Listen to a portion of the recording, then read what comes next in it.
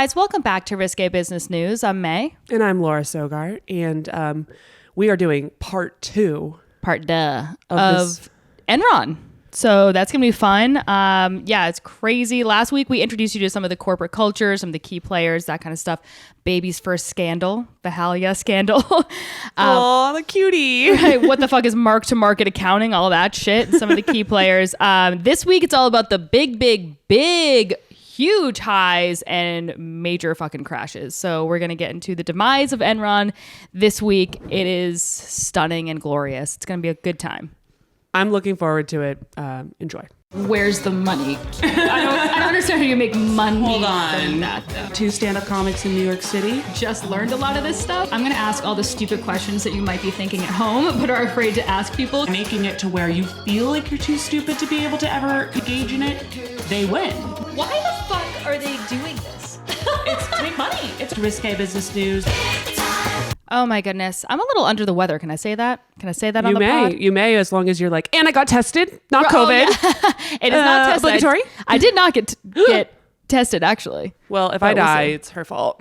Yeah, I think it'll be all right. But I'm pretty sure it'll be just fine. I think I just have a sore throat. That's not COVID, right? Who knows? What even is COVID? When you look at the symptoms, it's like every single symptom. Yeah, ever. COVID it's is like like breathing. Are you sad? Skin. Did you have a bad day? Did you get fired? It's COVID. It's COVID. It's probably COVID. No, but it's probably not COVID. I'm probably fine, I think. You're good. Let's just go with you're good and just keep it moving. All right, let's keep it moving. Maybe we'll just cut that whole part out. But what a week, man. There's been a lot of shit going on. I saw a lot of fun little news articles. The news has certainly had a lot of little gifts. Let's call them. It's been fun. Elon Musk is he a majority stakeholder in Twitter? He is, over Jack, at least. I don't know about the majority stakeholder. Yeah, he's on the board, which is hilarious. It's incredible. So let's remember, Elon Musk famously tweeted about Tesla stock. What was it, 3 years ago or something along those lines? Yeah. A couple of years back. Gets in trouble by the SEC for this, for a tweet that he did, to the point where he had rules about like his tweets had to be reviewed by people. I don't think there are for like it was like serious. Oh my God, that's amazing. Because they were like, you're trying to pump the stock, or I don't know. I'll look into it at some point, but you just know. He succeeded in pumping said stock, right? I mean, he's done a lot with the Tesla stock via Twitter. So I feel like it's like very poetic that he's like, honestly, you've made me so much money. It's time to give back. It's time to be a little charitable. I kind of love that. It's very funny. I love it. I love it. And also, like, who's going to talk shit about him now on Twitter? Good luck. Yeah. He'll delete you. Yeah, that's so true. Suba Agrawal, no, not, what is, I was like, a comic? No, I know. That's what I always think of her name. The guy, Agrawal. Something with an S. Okay, yeah. Suba Agrawal, friend of the pod, I guess. Yeah, friend of the pod. I don't think she knows who I am, but she's a great comic. Yeah, I've booked her before. She's a nice girl. She is not the CEO of Twitter. He is, I forget his first name, but his last name is Agrawal. And he is famously being very hand of God on Twitter accounts, just banning people left and right. So now Elon can be like, hey, buddy. That's awesome. Let's get rid of these people. It's chaos. Who knows what it means for freedom of speech, but like, we don't really have that anyway. No, we certainly don't have that. And also Twitter is not the place that you want to be like looking for any sort of. No. So I'm kind of obsessed with the story. We'll see how it all evolves. But yeah, I'm tuning in. I'm tuning in, and I'm rooting for Elon because it's fucking funny. It's the funniest thing he could have done. He's got a great sense of humor. He really does. And the more and more we talk about Elon, and the more I get to know him, I'm like, is he sexy? Is he hot? Maybe. Also, I mean, just the sheer funniness and how smart he is combined. I'm like, and he's just like, he's a kind of a grifter. Big time grifter, yeah. Which is like, it's also so smart that he's been such a grifter that he's gotten himself in the position he is. I don't know. I still have to do part 2 of his story. Forgive me. He's got a lot going on. It's been difficult to research it all. I think we should just have a section of every podcast. What's Elon up to this week? Yeah. Elon's story. Elon's corner. Elon's corner. Yeah. I love him. I saw another thing today on Facebook because I still scroll that apparently. Yeah. You and everyone's grandmother. It's like May and like it's wild. Tante Sibylla from my side. But Anyway, apparently these 2 guards at Rikers were receiving bribes, and then they got caught receiving bribes from prisoners and from lawyers and from people like that. What were they getting? Hell yeah. I mean, fucking honestly, cares. if I was They got fired. They got fired? They did. Oh, well, I mean, I would probably do the same. I shouldn't be the shittiest job ever. Exactly. Like, let me just take my stupid bribe of ramen noodles and also, yeah, exactly. What are the prisoners giving you? Like some things from commissary? Maybe like Anna Sorokin, Anna Delvey, just like being like, my father is going to wire you $100,000 if you get me out of here. She fraudulently wires him money, and then he's like loses his job over it, and then the charges get back, and he's like, "What the hell? Yeah, guys, it wasn't even real." Oh my god. Yeah, I should never have any sort of federal like position because I feel like I would immediately fall for bribery. I'd be like, for sure. Oh yeah, I don't care about this job. Yeah. I'll take that. Whatever. I'm going to take my shoes off. Is that okay with you? I'd love it. All right, I'm going to do it. My shoes are like making me tired. You know how shoes do that sometimes? Nope. Don't know. I think that might be just a you thing, May. I think that there's like a vein that goes through my feet. Are you wearing tiniest shoes in the world? Are you just... No, I have... Are you wearing the right size? I have very small feet, so that is why I wear small shoes, but... Anyway, all right. Well, listen, she's gonna perk right up now. I'm gonna perk right up. Wait until you see the difference of how excited I am after I take my shoes off. She's like, bribery? No, what? Who? Come on. What else up? You sent me that psycho ass article today. Oh my god. I just was I woke up at 3 because I had a meeting at 6 a.m. Do you understand what that means? Like, who? Here, for all you foot fetish people, they're out. They're out, that. Baby. Okay. But that's insane. I was pissed off. Anyway, I would be. So I had a meeting at 6 a.m. So I was up at 3 in the morning and I get the Wall Street Journal emailed to me. Okay. Yeah. And I'm reading this article and it's these guys that were impersonating federal agents, but while they were impersonating them, they were just giving gifts to FBI people. Like, I don't really simply just giving them very expensive gifts. Are you sure it wasn't the other way around? No, dude. Like, okay. I mean, I don't actually, you know what? I'll post it on our Instagram. Please, if I'm reading, am I an idiot? Like, I read it like 5 times. I was like, I'll have Laura explain this. It was 3 in the morning and I read it like 15 times and I was like, it sounds, if I'm reading this right, they just gave them wrote hundreds of thousands of dollars of gifts with no point. And even in the article, they were like, we don't know what the motive is. Oh, they just want to support the FBI. What the fuck? Is this like weird Santa? Like Santa goes government? Like, I guess. What? Who are these men? I need to know more. I'm desperate for more information on this story. Or I'm also glad that I screenshotted it because I was like, is this a weird dream? That I just have like a weird dream about? No, that was really weird. It's also weird that the Wall Street Journal, it like looked like a newspaper article, like a they love like sending you in. They're like, it's like the newspaper, it's just a PDF and it's just very and you have to weirdly scroll. I don't know, come on, send me a fucking article, like relax, a website here. Like pull it together.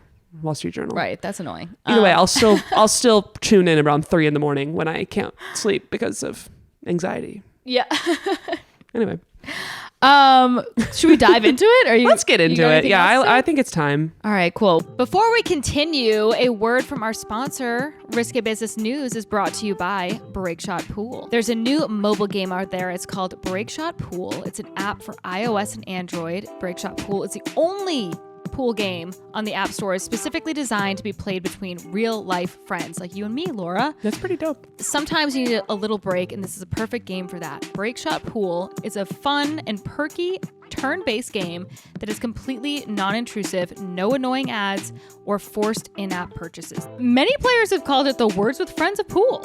Oh, so that's a lot of fun. Very popular game. With Breakshot Pool, you can play pool with your friends without needing to be online at the same time. When a friend plays, you get a notification that it's your turn and you can play back whenever you feel like it. So kind of like texting.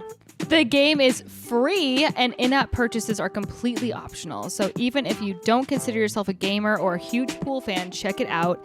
You'll see how fun it is. Many non-gamers have already been enjoying it, which is pretty cool. I'm non-gamer. I love it.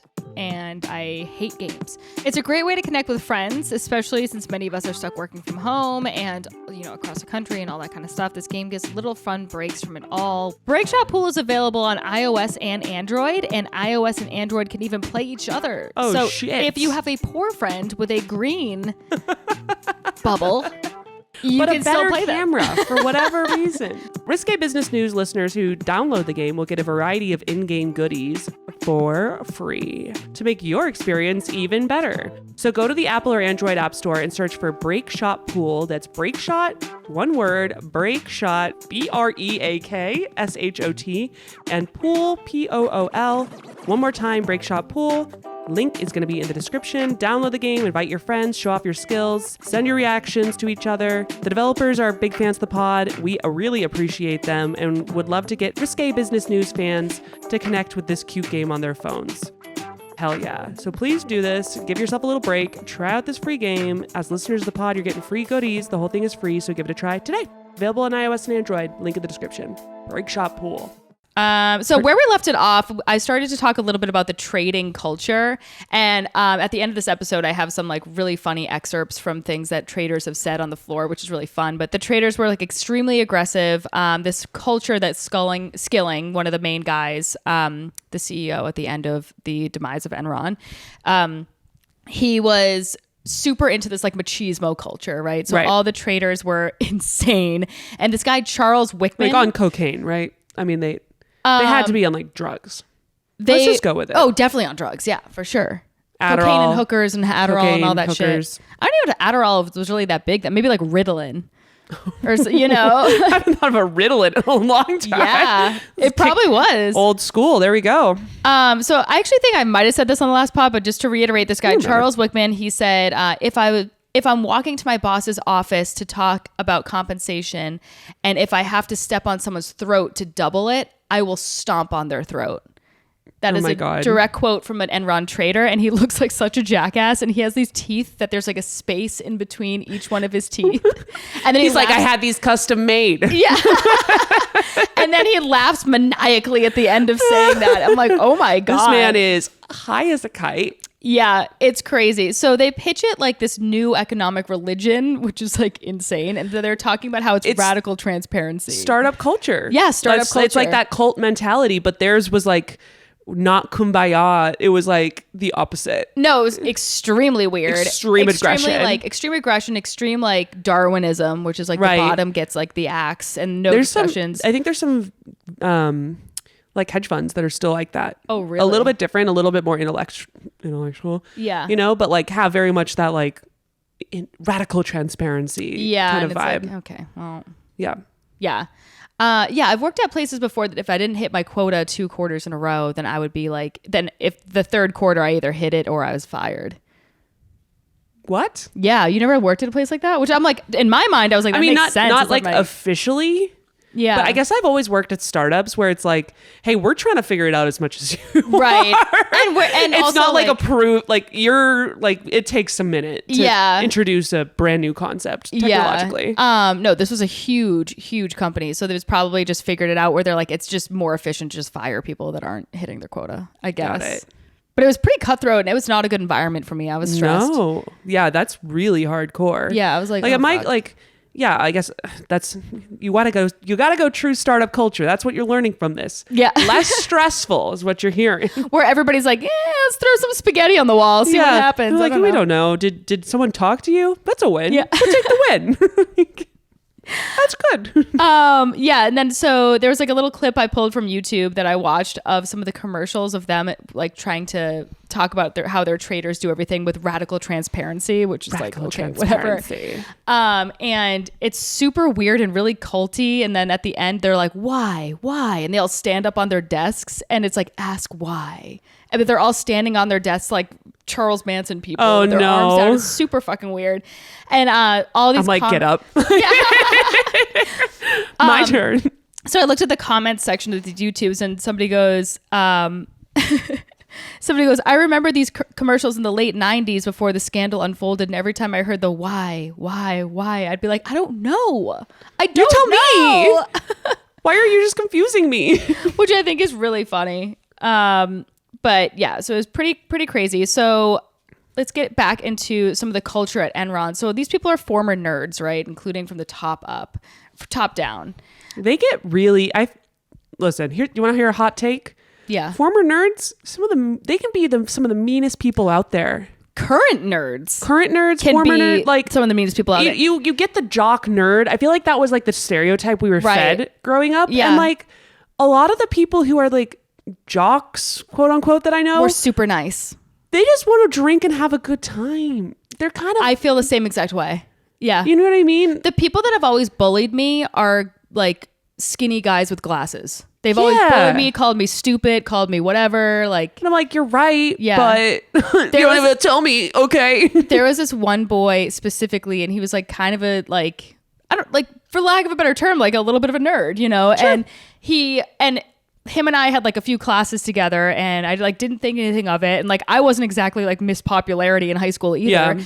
But he asked me to prom, and I was like, oh yeah, sure. I'll go to prom with you. And I thought it was like kind of weird because I didn't know him that well. Yeah. And then a week before the prom, he goes, never mind, I'm going to go with this other girl. And I was like, are you fucking joking? I like pity said yes to you, and now you're going with someone else. And then I ended up going with like this boy I knew from my hockey team. But I was like, what a dick. And then he's like, oh, why is like May being mad at me? I was like, because you fucking like jilted me after I like pity said yes to you like 2 seconds before the prom. You're such an asshole. That's like mean. In his mind, he could never be an asshole because he's a nerd. Oh, it's so strange. I think that it just put a lot of like weird chips on people's shoulders. Yeah. And they like acted out for a while. I think it's like a very specific generation where that kind of hit. Because now nerds are like revered. Like they're cool. Yeah, it's way cooler to be nerdy. Absolutely. Fuck sports. Yeah. Like, I don't really care. I don't know. Yeah. They're fun, though. I like sports. Well, like, I'm just saying, like, no one's like, I mean, they enjoy them, but no one's like, oh, well. Right, the captain of the football team. Oh, boy. At, like, some random, you know, if middle of nowhere. Anything, people would be like, oh, he's probably going to get CTE and fucking kill me. Absolutely. Absolutely. The nerd will point that out, too. Right, they're like, exactly. Well, studies say. So they took all these trips, and this fed into like the whole machismo culture. So they took all these like wild boys trips. This is going to be really fucking annoying to you. Boys trip. So Jeff Skilling loved Risque, and so they would do all these insane like mountain biking shit and like risky like athletic stuff. That's that fun. Would literally be like, you might die on this trip. Oh, that's a little much. Yeah. So Skilling liked what he described as, quote, guys with spikes, which meant like guys that were not afraid of risk, guys that were just like not soft boys, basically. Yeah, not little bitch boys. No, so it definitely Max a gazillion, friend of the pod, Max Spinelli and Mike Bramante, famously soft boys. Softy soft boys. The softest boys. Just smooth boys. They wouldn't have hacked it at Enron. Okay, fair enough. I think do you like that kind of stuff? Do you like risky stuff? Yeah. Yeah. Not like physically risky, but like the idea that like that Mark is a stand-up, which is obviously an extremely risky career path for so many reasons. And also like when you're on stage, so much can go wrong, and like he's willing to just risk it and stuff like that. That like gets me going. That's your thing. Yeah. And do you like to do it yourself, like to an extent?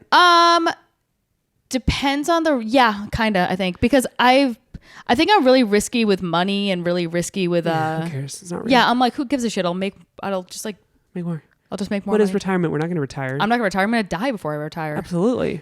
My retirement plan is to die.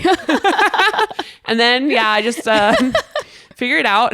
Just go on one of these Enron trips. Yeah. I used to be an absolute daredevil, like out of my mind. Really? Out of my mind.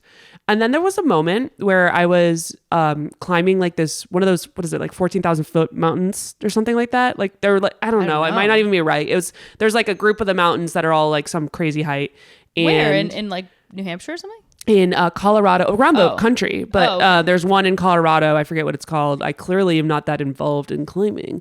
And I got roped into doing it. And there was a point on this mountain where you're like summiting, and there was the cliff that's about this big, quite literally like about 8 inches. Oh my God. And there's I don't like this shit. No, there's a spike on the side of the mountain. Okay. And then there's a 1,000-foot drop. What? Are you joking? I'm not kidding. No. I'm not kidding. And I looked at that and I was like, no, I'm done. Yeah. I'm not doing that. Well, I'm not going to fucking die on this actual ass mountain. No, that's so stupid. And at this point, we had to get up at 1 a.m. to get to that point. Like, which I was like, I had gone on this trip. It was like with Matt's family. Like, I was like, oh, we're going to go a couple hikes, 3 hours. I'm like in sneakers. Yeah. No problem. And then I wake up at 1 a.m. and like bouldering. Like, oh my God. And I get to that point and I was just like, Matt, I'm not doing this. No, that's insanity. And neither are you. If you do, we're breaking up. So it's not happening. Not I changed in front my of me. answer. I hate that shit. So nobody really knows what went on those trips. A lot of the people came back and they had like crazy injuries and shit. Oh yeah, they were just jumping off there. Come along. But imagine like going on a work trip and being like, I might get seriously injured on a work trip. Quit. Yeah. I'll take the bribe. I don't give a shit. Get me out. Whatever. The women were not invited. That pissed me off. Yeah, no kidding. Clearly, I would have been there right there with them. Come on, guys. And during the documentary, there's like this one blonde woman who's constantly in it. And she was an executive there. And I was like, why aren't we talking more about how she's not invited to these like executive bonding trips? It's Maybe so she weird. like that might have been she was like, I'm not one of the going. specific scenarios where she was like, actually not going to push that one. Yeah. You know, that one I'm just going to leave on the, it's okay. Also, what's really funny is that Jeff Skilling, over the course of his like time at Enron, he had like quite a glow up. So so he came in with like these nerdy glasses and he kind of chubby, and he lost a bunch of weight. He got LASIK, and then apparently like every other person, like all the traders and stuff were like, oh, we should get LASIK now, and so they all got LASIK. Damn, I hope you had that referral code. Okay, Yeah, right. influencer. Okay, influencer marketing. But it is so funny how that happens. Like Jeff Bezos obviously famously glue up. Even though, I mean, he's not really attractive now, but he's trying, but he's definitely like he's peaked. Like, like there's nothing else he can do. Right. No. You've done what you can, Jeff Bezos. It's clear to see all the money in the world, and that's what you can do. Right. I think I have an issue with like maybe my version of liking bad boys is now like the Elon Musks and like the Jeff's, because like some of the interviews that he did, I was like, okay, this is objectively hot how like confident he's being. I don't know what you want me to say. I mean, they have the world by the balls. You know what I mean? And that there's sex appeal. There's definitely sex appeal in that. There's sex appeal in that. And they did not skimp when it came to corporate spending. So obviously a company like that, they're just like blowing money like a fucking crazy people, because they needed to have the analysts that they would like take out on these trips or whatever. They needed to have these, have them. These stock analysts think that they were doing really well. Honestly, that still happens. Yeah. At one of my old companies, they would literally like rent out Michelin star restaurants for like people to come to. So I would be like I'd be like fucking 23, like having dinner at like 11 Madison, just like, why am I here? Quite literally, I was just like, hello. Have you been there for real? Yes. How was it? I mean, good. I don't know. Wasted on me for sure. Yeah. I was like, it's like a Wednesday. Like, Octopus heart. Yummy. Yeah, exactly. So the whole point of these things was just to make sure that the analysts kept bumping up their stock and having it be like a must buy. So during the year that everything went down, so this is 2001, during that year, the company had set aside $1.5 million for a Christmas party in Houston's sparkling new sports stadium, Enron Field. in Houston. 1.5 million in Houston, like, come on. Insane. 1.5 million in New York, you're like, all right, that's like bar tab. Right. Yeah, but 2001 money, that's 2001, 1.5 million in Houston, Texas. Like, what happened? I mean, who knows? So it was eventually called off in November. I think they went down in like December, if I'm not mistaken. So, okay, good timing. But everything that they did had to be like super flashy. So, like one year they were celebrating Secretary's Day with gifts of Waterford crystal.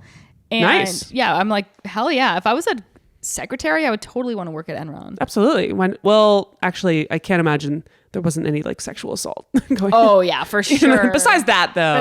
Some nice gifts. I mean, honestly, there's probably sexual assault going on most places. So it's like, I might as well get a nice if you're going to do it, you may as well also get, totally a couple bonuses out of that. Yeah.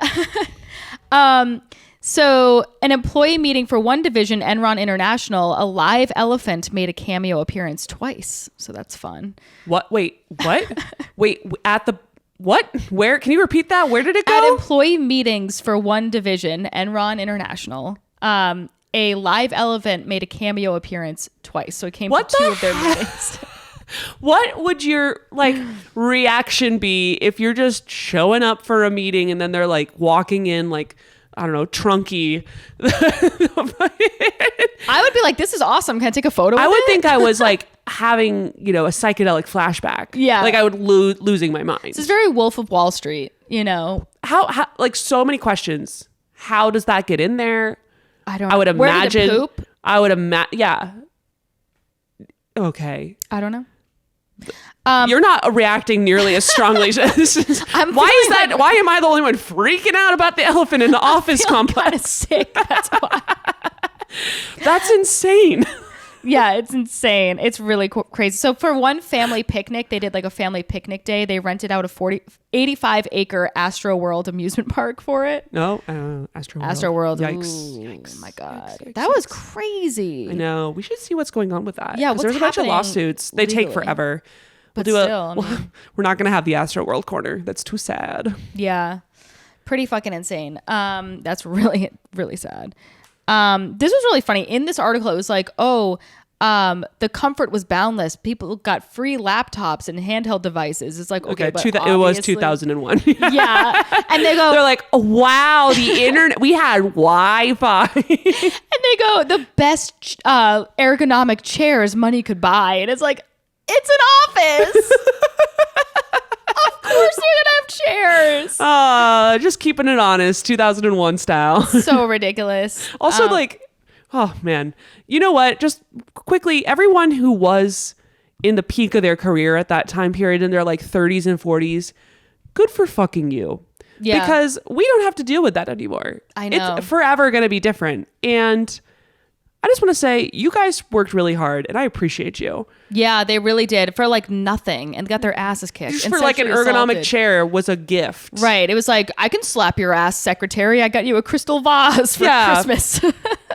Now you would be on TikTok instantly. You would be viral and then fired. And then the company would be tagged. Right. So devotion was really well rewarded. So Enron employees flew first class and stayed at luxury hotels on the company's dime, and they were given like Porsches, Ferraris, BMWs. Damn. Okay. Sizable bonuses, huge bonuses. That's pretty fucking dope. Yeah, there you go. Obviously it's all fucking stolen. I'm like, it's so cool. Gambling was super popular because their whole motto was like high risk, high reward. Like they were super into that. So the annual NCAA basketball tournament pools, in which college teams were auctioned to fans, sometimes reached nearly $90,000 in the Enron trading or whatever. Wait, the Enron, so their March Madness practice, would just be like $90,000. That's ridiculous. Yeah, I feel like anyone that I've ever done at my companies, because there have been like those stupid brackets or whatever, I bet like, $10. Yeah, absolutely. Let's see what else. So the last thing I'll say about their things that they do. So each division every year had to put on a skit that it had polished for weeks, which is so corporate culture to be like, you guys have to put on this like comedy show. I wish they still did that. I know. Oh, I'd live for that shit. Just it's watching very The Office. Watching awkward people be forced to do things just so outside of their comfort zone for no reason. Right. That's so funny. Later on, that's peak comedy. It's true. Jeff has a really funny joke later on in Step, I have to say. Okay. Tune in. Yeah. You can't get out of here now, folks. You got to know what the joke is. So often they would hire like professional choreographers to help them with the skit, which is really funny. Christ. You imagine being like a Broadway person, then you're like, okay, Jeff Skilling, let's go. One executive in charge of Enron's big power project in India, which is scandalous because it basically went nowhere and made no money, but they rode in on a horse and was entered. More animals. Yeah, they rode in on a horse and another entered on an elephant. So another elephant. It's like elephant cruelty going on. What is going on? Why do they love elephants so much? I don't know. I mean, they're pretty cool. Okay. So that's like a little bit about the culture that we're working with. Very, picture Wolf of Wall Street, picture like high, startup vibes. Oh, all of that's very funny. And then you remember like where the money came from. And then it gets like really sad again. Yeah. I know, it is really funny. So we did not talk about Lou Pai in the last episode, did we? All right, let's introduce him. Okay, so let's talk about Lou Pai. So Lou Pai. If we did, I forgot, and that means these people. These Okay, people may have also forgot too. Who knows? We're so organized and professional on this podcast. So Lou Pai is a really interesting figure, and he comes into the documentary probably like halfway through, and he's like in and out. And he was CEO for a year, like not even. Oh, really? Yeah, but he was like, people called him the invisible CEO because he would just be up in this tower. No one would ever see him. And he would come down to take people to strip clubs. And like, that was the only interaction that people had with him. It was like the weirdest thing. Like even the documentary couldn't really explain it. It was like one of the most mystifying things about Enron was Lou Pai. And he's like, I cannot talk to any of my employees unless there is a naked woman shaking her tits. Yeah. I like to go over my spreadsheets there. So this guy's obsessed with money, fair, and strippers. And he was there every day after work. So every single day after work, he would go to the strip clubs and he would take the traders with him. And so most of the money, obviously, he charged to Enron. Sure. And obviously, why wouldn't you charge it? Yeah. Legend has it that once a trader asked him, he was like, because he had a wife this entire time. And he was like, how do you keep the scent of the strippers away from your wife? And Lou Pai goes, on my way home, I stop at a gas station. I spill a little bit of gasoline on me and it masks the scent of the stripper. No, it doesn't, Lou. Your wife knows. And she's just fine with all the money. She's fine with it. What do you think? He spills gasoline every night? Right. Come on. Lou, come on. So she's aware. So apparently then the trader said back as a joke, doesn't she think you're fucking the gas station attendant? These guys, you just gotta like them. They're funny. And then the trader was dispatched to Enron Calgary the next week. Calgary, Canada. Cold. Okay. So Lou Pai did not like, find that funny. I do not find that funny. I mean, it's pretty funny, Lou. You're an idiot. It is. I can say that now because I don't work for you. So he sold all of his stock that he had and immediately dipped out of the company. I mean, that's smart, honestly. It's smart. Obviously, like I'm sure his CEO, he knew what was going down and was like, bye, obviously, what? So this was in 1997. So this is like 6 years before everything went down. Wow. So, okay. And he dipped out of there with $250 million. Wow. Which is insane. And are we going to circle back? Like, does he come back around? Shut the fuck up. He never got prosecuted. There was some sort of clause. He was like, he probably was aware of that. Yeah, there was like some sort of something where he like didn't even have to testify. Nothing. Okay, fuck you, Lou Pai. Isn't that fucking crazy? So he left. He just got $250 million in the bag. Okay, and then because he went to the strip club so often, he ended up having an affair with this lady named Melanie Fowle, who was also married at the time, and he got her pregnant. So she's a stripper that he got pregnant. Okay, whatever. He has $250 million. Like, sure. Yeah. Pay for another baby. Yeah. Pay for a baby. Who cares? Great. And then Pai's wife of over 20 years, sad, Lana, who he had 2 biological children with at the time, right, filed for divorce. And she was like, I'll take half. Yep. Absolutely. Absolutely, I'll take half. Crazy. So he took out that $250 million of Enron stock, and then like a few months later, the company's stock price dramatically collapsed. Wow. Yeah. So he knew what he was doing, basically. And then, what's it called? The divisions that he left behind were in a deficit of billions, which is like, okay. Yeah, you just sure, whatever. And he went on to become the biggest landowner in Colorado, which I just think is really funny. That's nuts. Yeah. So he just chilling in Colorado on a pile of money with his stripper wife. That's insane. Yeah, and his couple kids.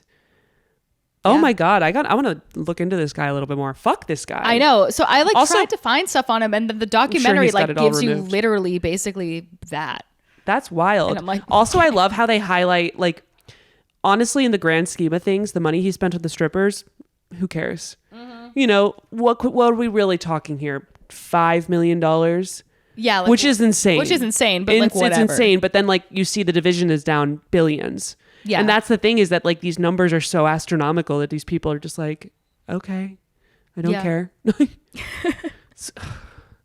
So unrelated to Enron though, so he did have to resolve a civil insider trading charges around him, against him with an out of court settlement of $31.5 million. And this was for someone else. It was, as a partner of Midstream Capital Partners LLC, which was like some like pollution emissions. So he was also insider trading on the side. Yep.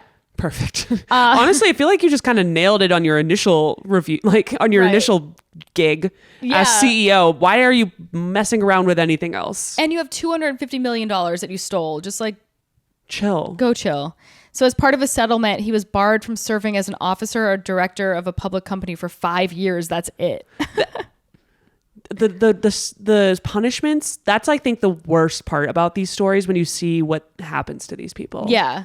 Because I'm like, there's like no punishment. Death sentence. All the people are already it's a little dramatic, but yeah, exactly. Like, I'll get into like what happened to them, but so many lives. Yeah. One person, the person who commented, what his grandfather had lost $250,000. I know. That's so fucked up. It's crazy. And this motherfucker is owning all this. I have strong feelings on this. It's I'm not gonna great. rein it in because that's not funny, Laura. So I came across this article that made me LOL, and it was in defense of Enron. It was from the Houston Chronicles. And of course it was. And it was written by one of the strippers. Yeah. But it was a very innovative company by all intents and purposes. They just didn't actually do the things that they said that they were going to do. So like for one, that's called creative writing. Yeah. They're fantastic authors. They wrote fantasy. That's true. A lot of fantasy, a lot of sci-fi. So this next section is called Enron and Chill. Okay. Because in 2000, Jeff Skilling was pretty amazing at foreseeing businesses. And he was like, okay, so he wanted to start a streaming service for video and on demand and was working on a deal with Blockbuster. So basically he wanted to do what Netflix is doing now, but in 2000. So like bring it straight to your personal devices. Okay. I mean, clearly that worked out. It was a brilliant Probably idea. not here. But this is such a weird jump to me because I'm like, okay, obviously like their stock in energy is going down and they're like trading energy in this weird deregulation that's happening and blah, blah, blah. Right. But then they're like, oh, all of a sudden we're going to move on to broadband and streaming. Like, how does that? Yeah, exactly. And have then anything just to do being with like, each other? well, it doesn't. And Yeah. you would assume you want a little bit of knowledge on the industry in order to revolutionize it. No. Not Well, these I guys. guess that's why they would bring in Blockbuster, which was at the time, the titan of the industry, which is very funny. I don't know. Stay in your lane. Yeah. There's the moral of the story there. So I don't want Enron's picks. I don't want Enron to be recommending me. Well, you might like Love is Blind. I would like that. You're right, but I don't want you bad people to. So Enron stock soared 45% in 2 days, which is a lot. I think people were also more stupid about this kind of stuff back then. Like they just had, they didn't have all the resources necessarily. Like now we're all like, oh, scam. Exactly. And also they would just be like, oh, this analyst says that it's good to buy. Great. Right. There was more trust in those analysts, I feel like back then. And now a lot of people are like, there's obviously these incredible people doing YouTube channels and stuff on finances and like their own research and, Right. Exactly. it's causing different kinds of chaos, but yeah, just one analyst is no longer like the guy. Right. And then Jeff Skilling was telling these analysts and investors that their technology worked already, that test customers were thrilled. The reality obviously is that the technology was struggling and Blockbuster deal did not go through. Damn. So, but with the mark to market, which to remind you guys again, is they could cash in on projected profits even if they never have actualized. I love that. Which is insane. I just want to incorporate that into my everyday life. It's crazy. I guess it's credit cards. Yeah, right? Or like Ooh. everyday life, it's like, okay, yeah, you might be bringing me on as like an agent. I'd be like, oh, you might be bringing me on as, a comic who has nothing going for her, but I will. But yeah, in a world where I have multiple Netflix specials, so you should pay me as such. So you should pay me today. $10 million, I think. Right now? I think. Now. Mark to market. Mark to market. Yeah, so the deal fell through. They already had future projections on $52 million in earnings on the deal, but they didn't make a penny on it. Wow. Yeah. I really like this kind of accounting. I know, it's really fun. So they started getting super desperate trying to make that business look profitable, though, and the executives started selling their stock. So, oh no, Ken Rice, who was I remember hearing this like as the overarching thing like that happened here. Yeah, so he sold $53 million. Ken Lay sold $300 million, and Jeff Skilling sold $200 million. It's like a lot. So now they're starting to think of like new ways to start manipulating stock and getting it back up and blah blah blah. Yeah, because I'm sure them selling that alone probably dipped it. Like that's a I don't know, solid chunk, right? I don't even know. I don't know. So they started trading the weather. What the fuck does that mean, May? Fuck if I know. What are you saying right now? What do you mean weather?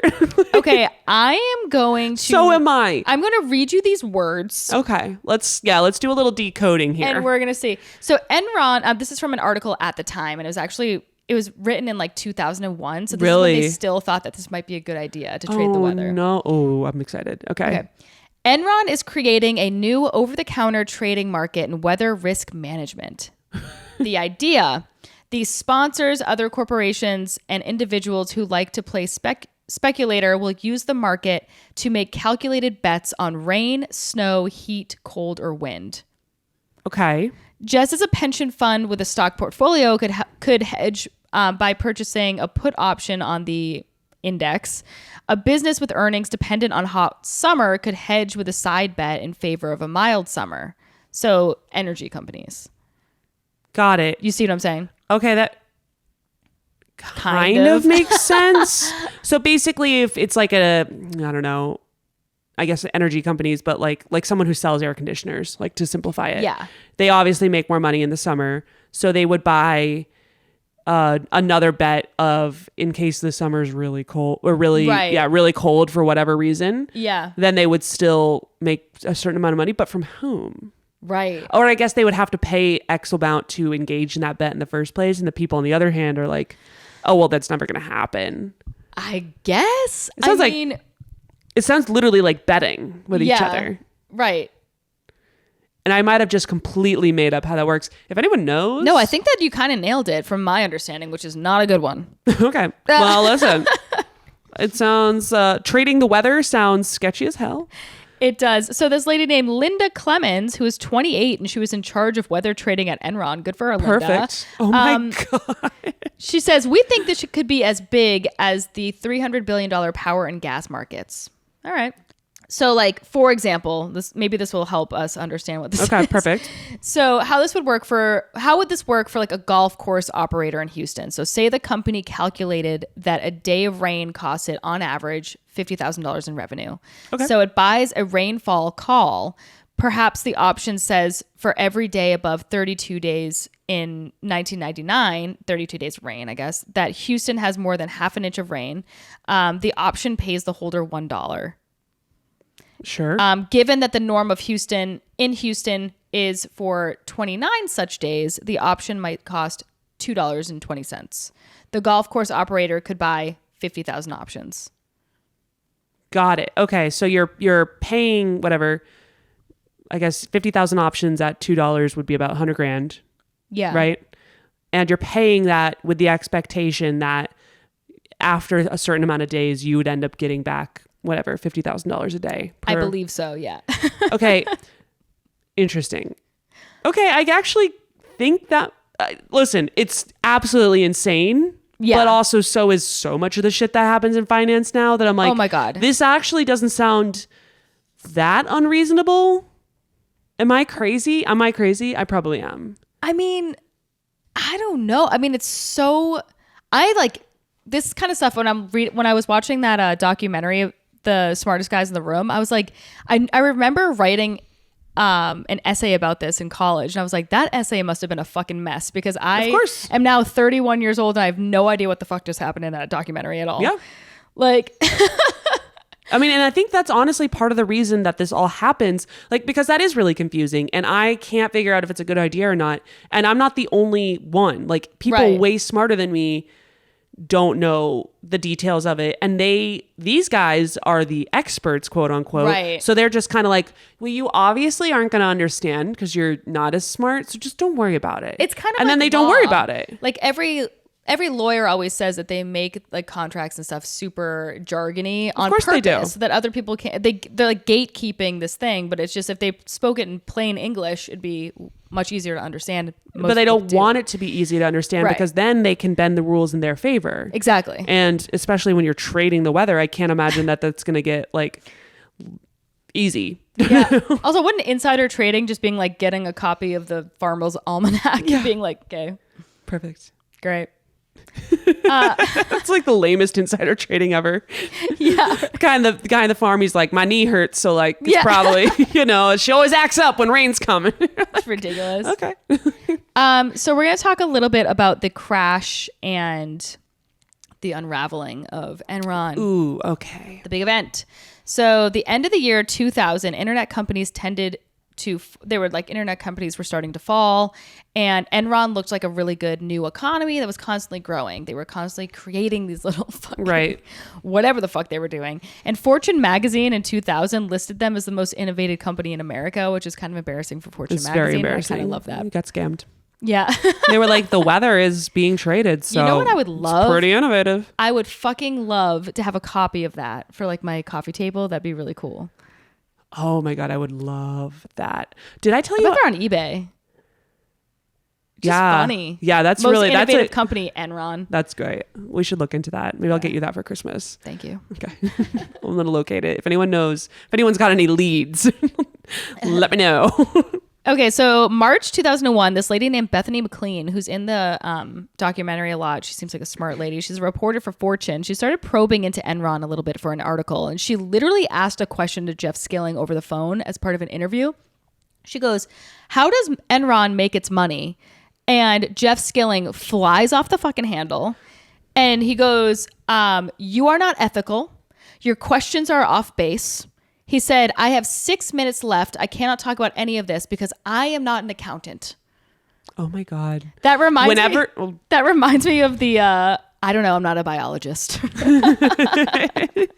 Whenever someone can't explain what their company does in one sentence, run. Yeah, that's a scam. It's a scam. Mm-hmm. Crazy. Yeah, no, get the fuck out.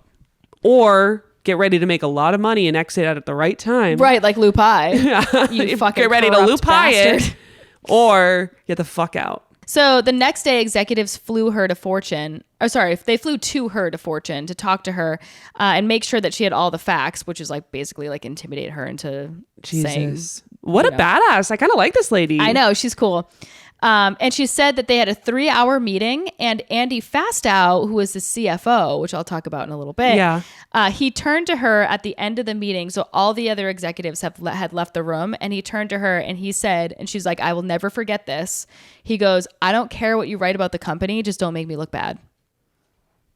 It's fair. Yeah. I mean, he probably was like seeing the writing on the wall, so it was like, leave me out of it, please. He was doing some of the writing. He was fucking Picassoing all over that wall. Let me tell you something. Yeah, getting in there. So the gist of the article came out, and basically the gist of the article is that Enron is a black box, meaning that no one knows the flow of money, and their stock was way overpriced.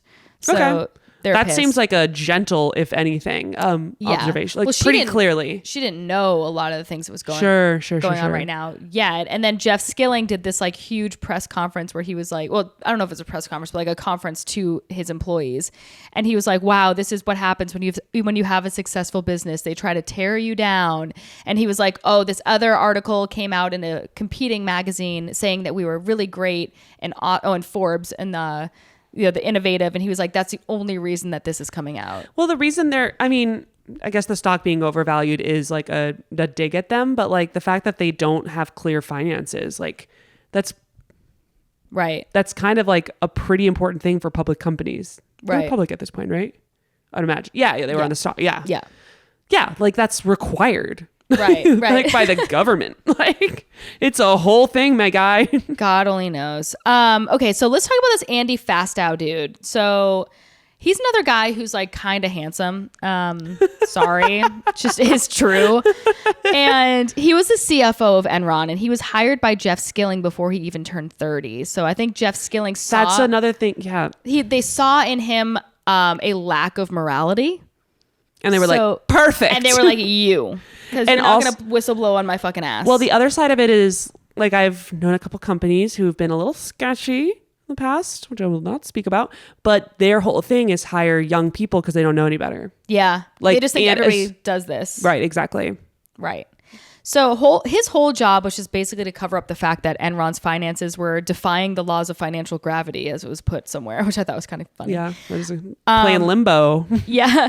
So he was in charge of driving up the stock while knowing that Enron was $30 billion in debt. So what he did was he created hundreds of fake little special companies. Yeah, little shell companies. Yeah, shell companies. Hermit crabs from to prop up Enron stock and make it look to outside investors that cash was coming in the door, when in fact Enron was just stashing its debt in these fake companies. Oh no. I mean, this stuff makes me sad. It just I mean, how can you like live and breathe? I would be like, oh my God, I'm fucking... There's not enough... House of Cards. There is not enough Xanax in the world. No. In the world to handle that. And he's just me. chill. I have a 6 a.m. meeting and I'm like, oh my God. Literally. This guy is like creating hundreds of shell companies and chilling. You can't create shell companies legally, right? Or you can?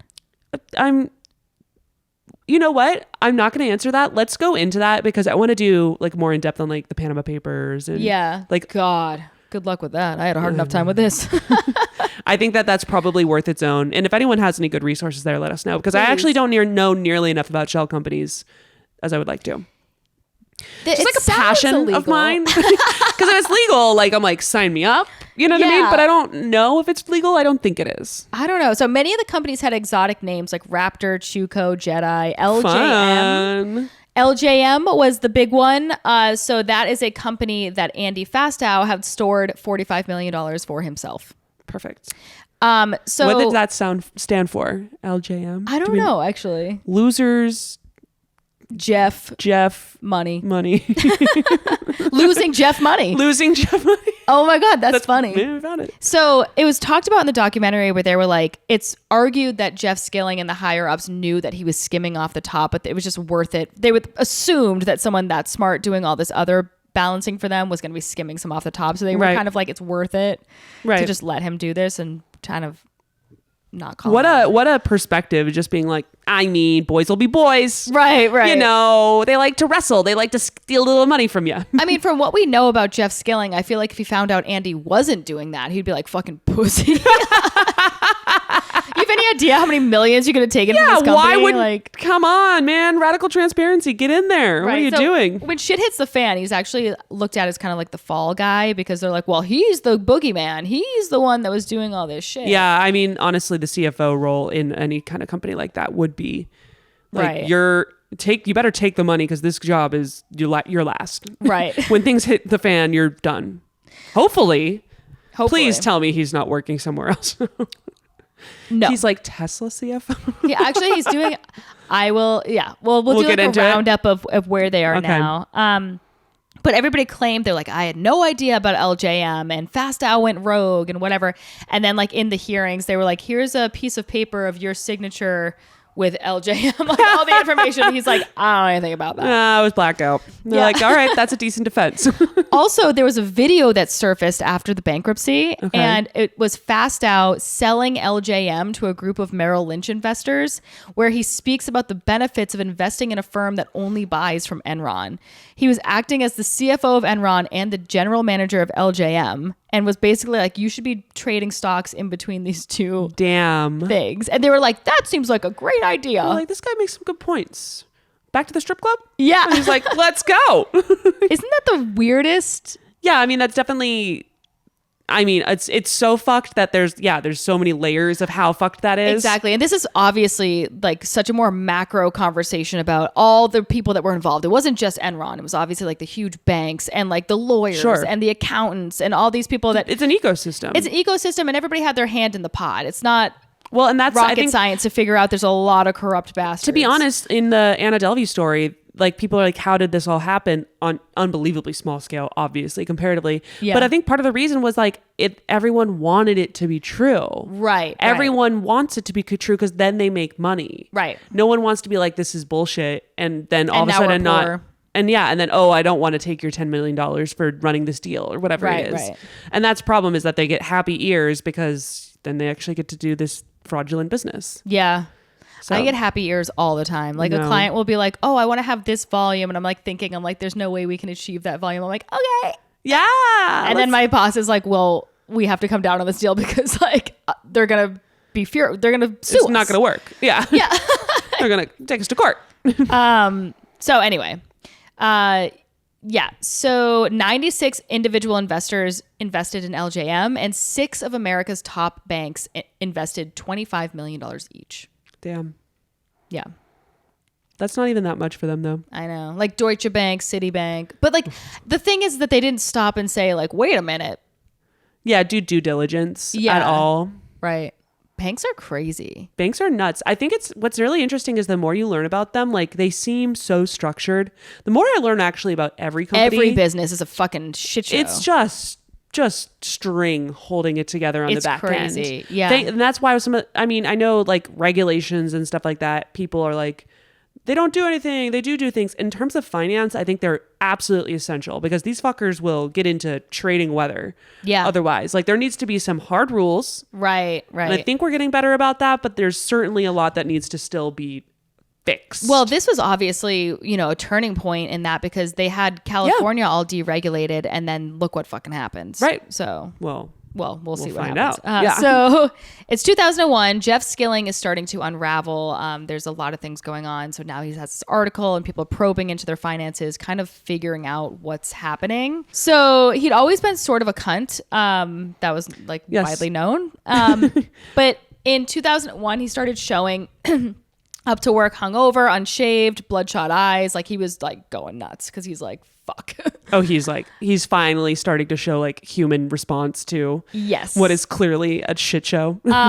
He's having a normal human reaction for a second.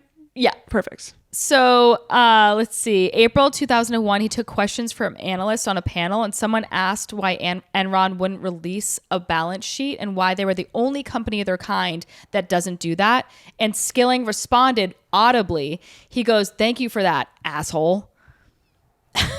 It's like what Biden said.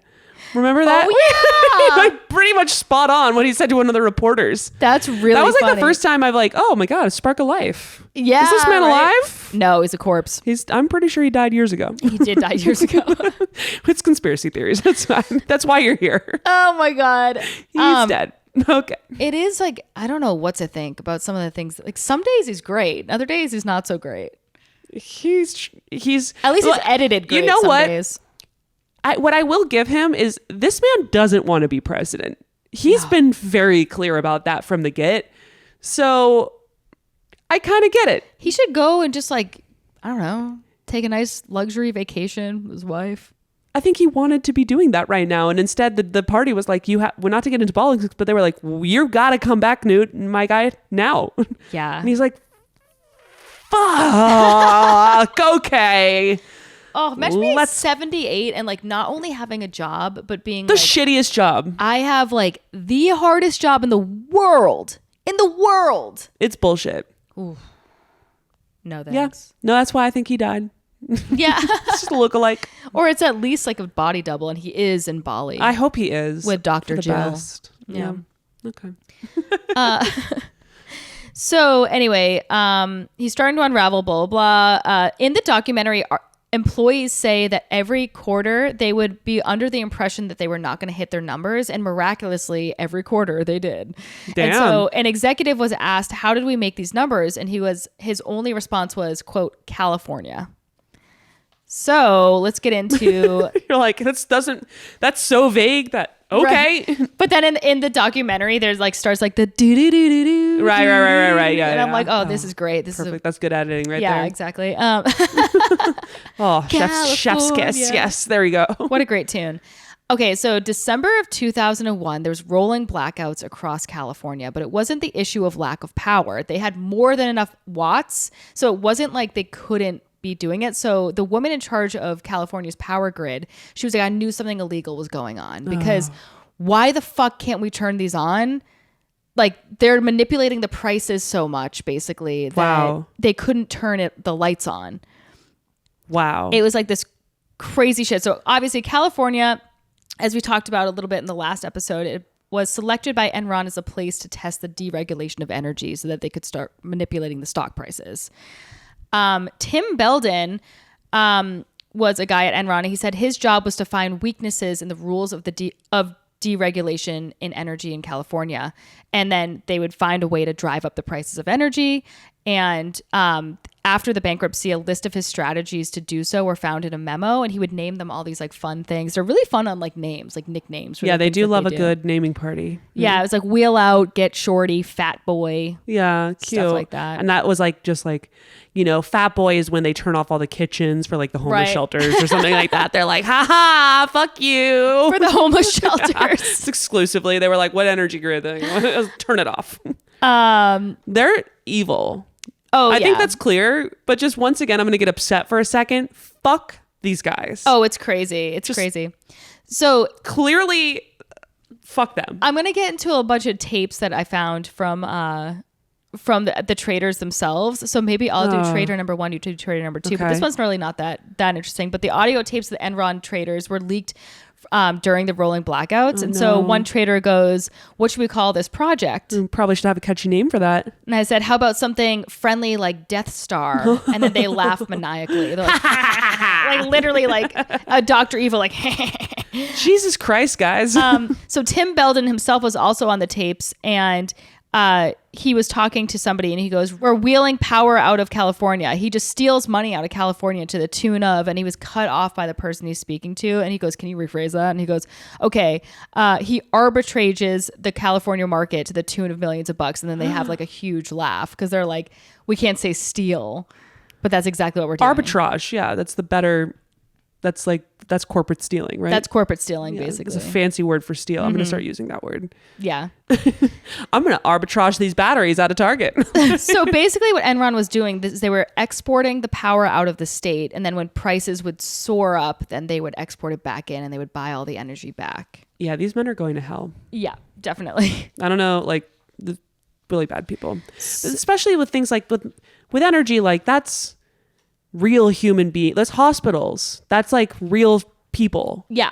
No, it's like, it's no longer cutesy people who threw their money in the stock market. I don't know if it ever really was that, but like, you know what I mean? I think sometimes there's these financial crimes and I'm like, the people who are getting impacted are like the ones who kind of got in, like the risk or whatever. But like, this is just human beings in California living their lives. Just regular people trying to pay their electric bill. And all of a sudden their electric bill is $1,000 fucking dollars. And it was 40. Or they don't have electricity at all. Yeah. Well, what? I mean, I don't even know what I would do. I would be like, okay, I have to pay $1,000, like way more money. That's nuts. That's insane. So at one point in the tapes, an Enron trader goes, I think you might be getting a little scared. We're making too much money. And I tend to agree with you. And then they always laugh like a hyena after these little tapes.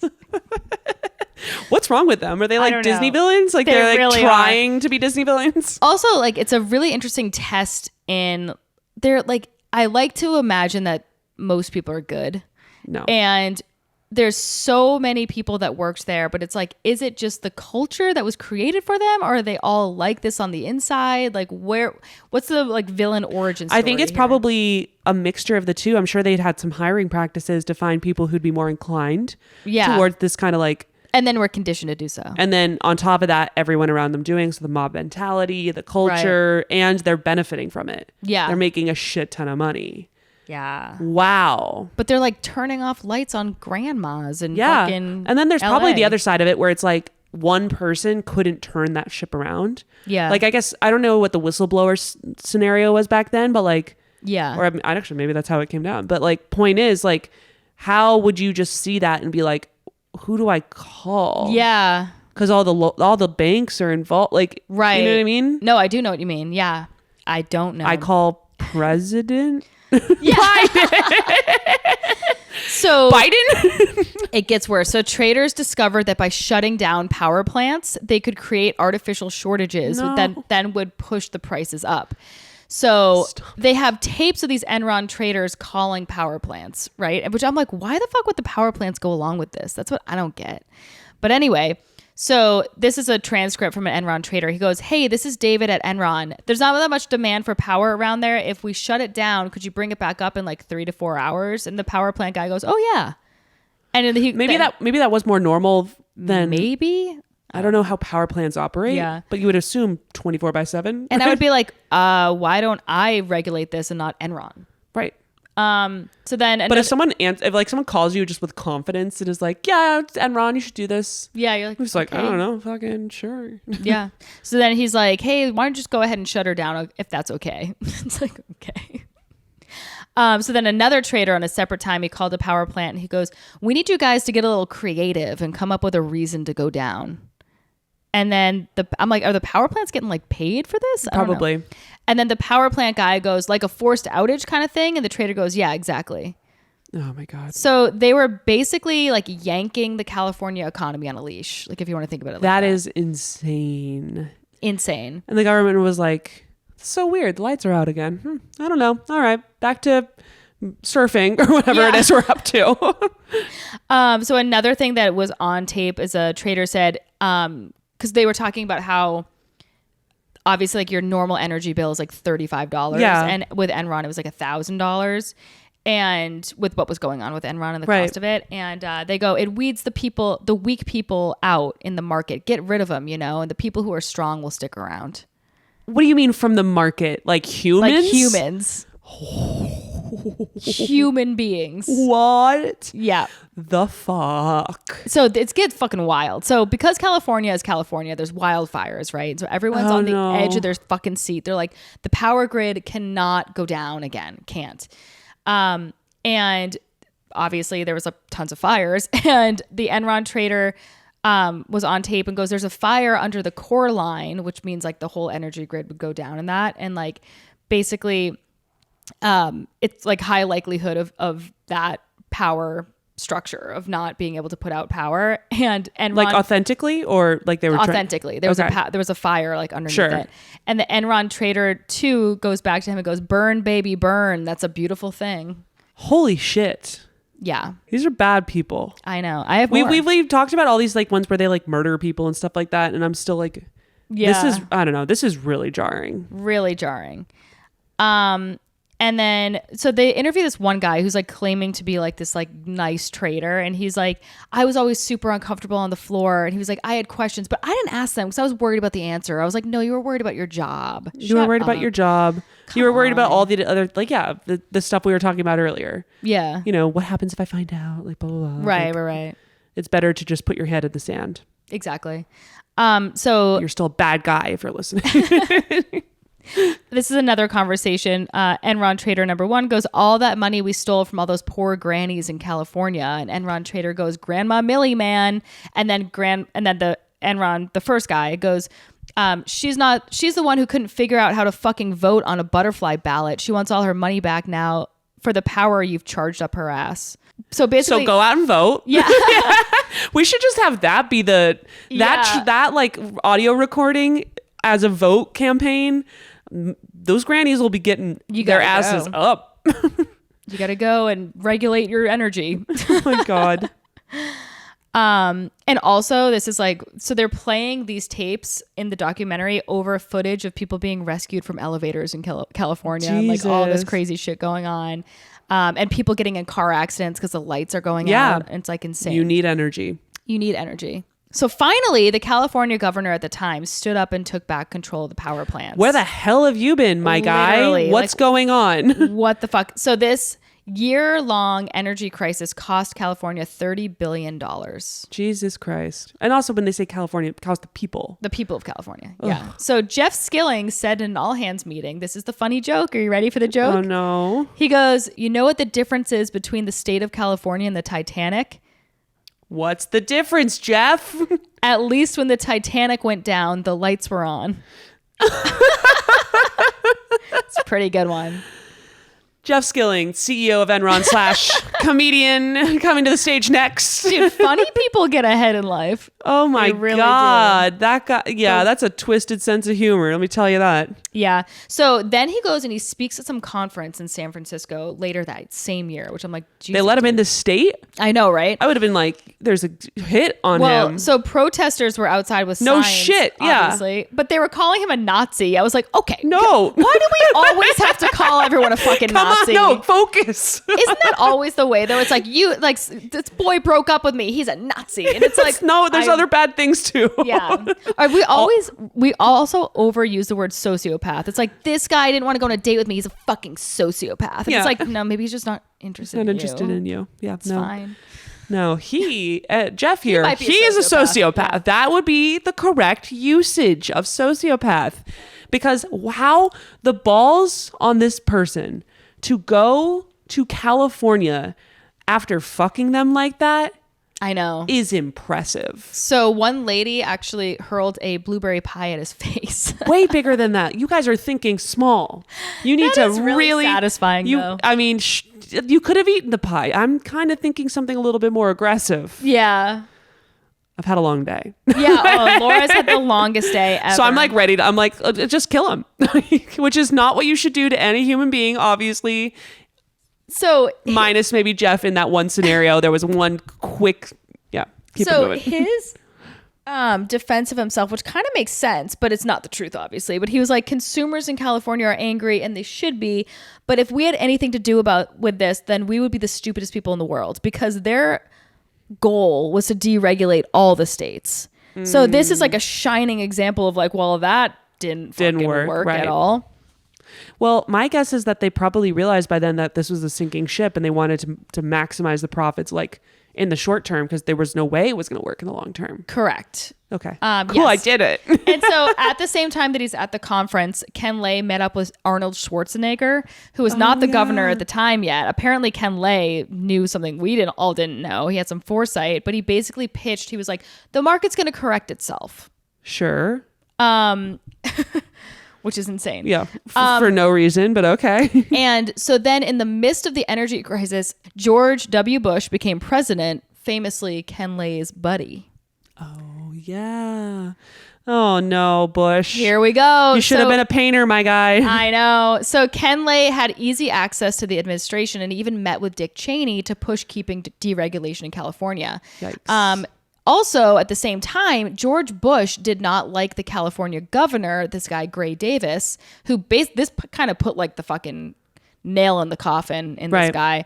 But he did not like the California governor because he was a contender for president. Oh. And so Bush I'm sorry, you don't get to have rolling blackouts in your state and then well, I mean, you probably actually do. This country is fucked up. Yeah. You would think that you would probably need to figure that out before you go run for president. Right. You handle it and then you can run for president. So Bush said that he couldn't help him because it's a California problem, not a federal problem. So he basically was like, good luck, bitch. Also, like, I guess, not to Bush's defense at all, but on the flip side, like, why would he want to get involved there? That is a no-win situation for that man. It is besides like helping people, quote unquote. Right. You know, besides like doing the right thing. Right. You know what I mean? Yeah. He's going to fuck with Enron. He's going to fuck with them. It just sounds like he's going to get his hands dirty if he gets involved. So it's probably way easier for him to just step back. Yeah, and be like, well, listen, it's a state level thing. Exactly. What do you want from me? Yeah. So there's an organization called FERC. Sure. Which is a federal agency that regulates energy in America. And they also did not step in. Okay, that is insane. That's like you have one job. It's job. in the acronym. This should energy regulations, I would assume. This should be your Super Bowl. This is it. You are up, if I may. You gotta step up to the fucking plate, okay? And they were like, we're busy doing nothing but collecting paychecks. Well, get this. So the chairman of the FERC is a man named Pat Wood, who Ken Lay had personally recommended for the job. Yep. There you go. So Pat Wood was busy. All these checks and balances that we're supposed to have. It's all buddies. It's all That's, buddies. I think, the craziest thing. Like the bigger, like the more up these companies you get, they're just all buddies putting themselves in power, and then no one's checking on each other. And then you're surprised when Granny doesn't have Right. her ventilator goes off or whatever the fuck. Oh my God. Sorry, too much, but it's true. That's right. Dude. Wow. Rolling blackouts kills people. Yeah. 100%. Yikes. Like, these people are bad people. Yeah. You ever watch that documentary? There's this documentary about the blackouts in New York, and I think in the 70s, and it's fucking fascinating. Oh, I haven't. Oh my God, it's so good. Like the way that people like turn on each other in the dark is insanity. I'll get the name of it and plug it on the next pod because everybody should watch it. It's really, really good. Sounds terrifying. It's very, yeah. And it's really cool to see New York in the 70s too. Just that would be fun. Oh, cute. Cute. So and then it's terrifying. Okay. Gray Davis was impeached and then Arnold became governor, which is both insane and hilarious. But now he's in with Ken Lay as well. Great. So anyway. Okay. We're all in cahoots. So doubts started to become public about Enron, and stocks were finally starting to go down consistently. And so the stock continued to decline. This is around like 2001, end of 2001. And there was buzz that a major announcement was going to be made. So people on the trading room floor thought that it was going to be Ken Lay was going to leave and become part of the Bush administration. Okay. But it was actually Skilling that was stepping down. And they were all like, what? Because usually CEOs of companies of that scale don't just like randomly step down with a massive PR campaign. So a stock analyst asked him why he left, and he had said personal reasons. And then he also said that he had a lot of concern about his relationship with his wife and his family and blah, blah, blah. And she said... That was toast long ago. Yeah. What wife? What are you talking about? And she was like, he seemed really fucking sad that if he was lying, he should have stepped down because he should fly directly to Hollywood. That's a quote she said. People in this documentary are funny. That is funny. Also, he's probably sad that the company was like going under. Right. And like so much of his Put it together, lady. Come on. Exactly. Yeah, it's called method acting. You think about something that's really making you sad and make it about something else. Hey, I killed people. Makes frowny faces. Oops. My bad. So Ken Lay took over as CEO at this point, and then the day after Skilling left, a whistleblower, Sharon Watkins, finally, Jesus Christ, Sharon. I know. Where have you been? So she sent a letter to Ken Lay about her time cooking the books for Andrew Fastow, the CFO. Okay. So then at that point, the SEC launched an investigation, and investors began to worry that billions in mark-to-market profits were actually losses. Doy. Idiots. I say that. I'm like, I would know what any of this means. Yeah. So Enron's accounting firm, Arthur Andersen, started shredding Enron files. And that's definitely what you should do. Yeah. That definitely shows innocence. On October 3rd, while Ken Lay was down the street ensuring investors that the company was in great shape, literally like down the street from each other in Manhattan, they shredded more than 1 ton of Enron papers. And it's so funny, like back in the day, like that was just gone. Oh no, darn. Oops. It's not like on a SD card or something like that. Like thinking about 1 ton seems small, but like think about picturing 1 ton of paper. About an elephant. It's about an elephant. How much is an elephant? What's a ton? A ton, I think, is 1,000 pounds. 1,000 pounds? 10,000 pounds? Whatever. We're not claiming to be smart, guys.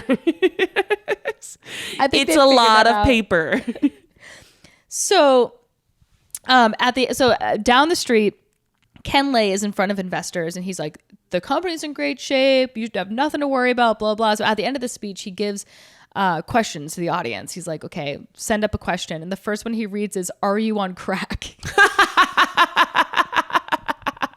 Now that person is funny. And it said, if so, that would explain a lot. If not, well, you should start because it's going to be a long time before we trust you again.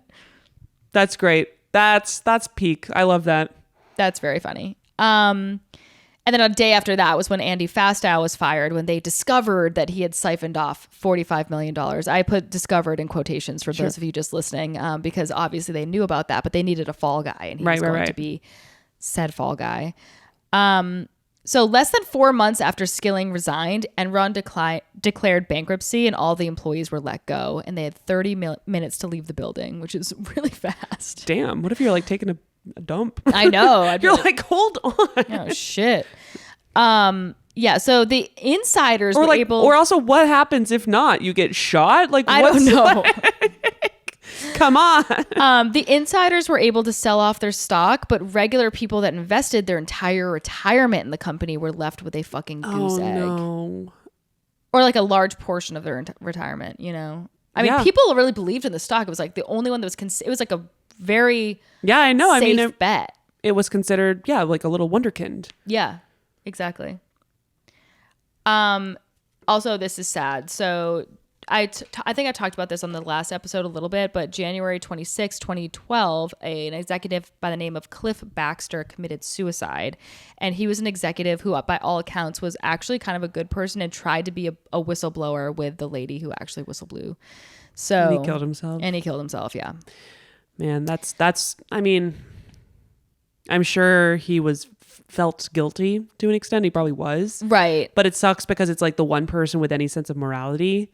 I know. And he was also, sad. I mean, he did take money that wasn't, I'm sure his hands legally weren't clean. made, you know. And so I'm sure, I mean, he was probably very conflicted because of all that. Exactly. Right. So at least one person like had a reaction to it. I know.